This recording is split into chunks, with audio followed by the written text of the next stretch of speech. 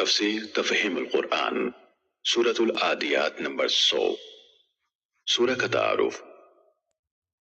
اس سورہ مبارکہ کے پہلے ہی لفظ العادیات کو اس کا نام قرار دیا گیا ہے۔ اس کے مکی اور مدنی ہونے میں اختلاف ہے۔ حضرت عبداللہ بن مسعود، جابر، حسن بصری، اکرمہ اور عطا کہتے ہیں کہ یہ مکی ہے۔ حضرت انس بن مالک اور قتادہ کہتے ہیں کہ مدنی ہے، اور حضرت ابن عباس سے دو قول منقول ہے، ایک یہ کہ یہ سورت مکی ہے اور دوسرا یہ کہ یہ مدنی ہے۔ لیکن سورت کا مضمون اور انداز بیان صاف بتا رہا ہے کہ یہ نہ صرف مکی ہے بلکہ مکے کے بھی ابتدائی دور میں نازل ہوئی ہے۔ اس کا مقصود لوگوں کو یہ سمجھانا ہے کہ انسان آخرت کا منکر یا اس سے غافل ہو کر کیسی اخلاقی پستی میں جا گرتا ہے، اور ساتھ ساتھ لوگوں کو اس بات سے خبردار بھی کرنا ہے کہ آخرت میں صرف ان کے ظاہری افعال ہی کی نہیں بلکہ ان کے دلوں میں چھپے ہوئے اسرار تک کی جانچ پڑتال ہوگی۔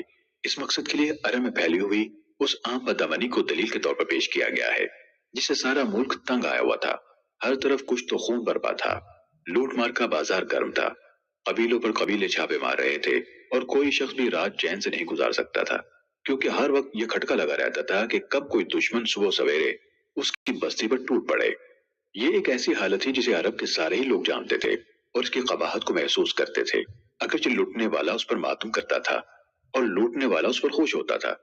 لیکن جب کسی وقت لوٹنے والے کی اپنی شامت آ جاتی تھی تو وہ بھی یہ محسوس کر لیتا تھا کہ یہ کیسی بری حالت ہے جس میں ہم لوگ مبتلا ہیں۔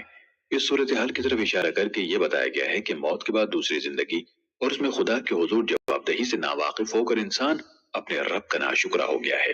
وہ خدا کی دی ہوئی قوتوں کو ظلم و ستم اور غارت کری کے لیے استعمال کر رہا ہے۔ وہ مال و دولت کی محبت میں اندھا ہو کر ہر طریقے سے اسے حاصل کرنے کی کوشش کرتا ہے، خواہ وہ کیسا ہی ناپاک اور گھناؤنا طریقہ ہو، اور اس کی حالت خود اس بات کی گواہی دے رہی ہے کہ وہ اپنے رب کی عطا کی ہوئی قوتوں کا غلط استعمال کر کے اس کی ناشکری کر رہا ہے۔ اس کی یہ روش ہرگز نہ ہوتے اگر وہ اس وقت کو جانتا ہوتا جب قبروں سے زندہ ہو کر اٹھنا ہوگا، اور جب وہ ارادے اور اغراض و مقاصد تک دلوں سے نکال کر سامنے رکھ دیے جائیں گے جن کی تحریک سے اس نے دنیا میں طرح طرح کے کام کیے تھے۔ اس وقت انسانوں کے رب کو خوب معلوم ہوگا کہ کون کیا کر کے آیا ہے اور کس کے ساتھ کیا برتاؤ کرنا چاہیے۔